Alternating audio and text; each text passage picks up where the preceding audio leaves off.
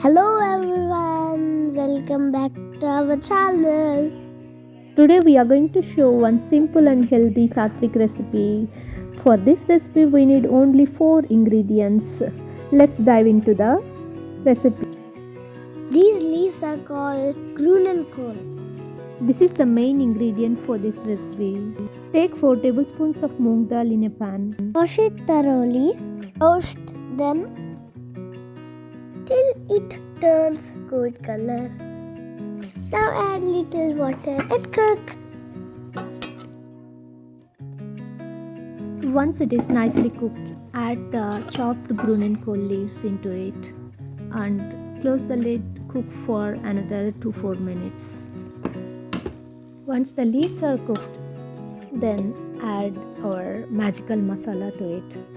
For this magical masala we need only 2 ingredients, fresh coconut and salt. Blend these 2 ingredients finely and add this masala to the leaves and mix it well and enjoy the taste. Eat healthy and be happy.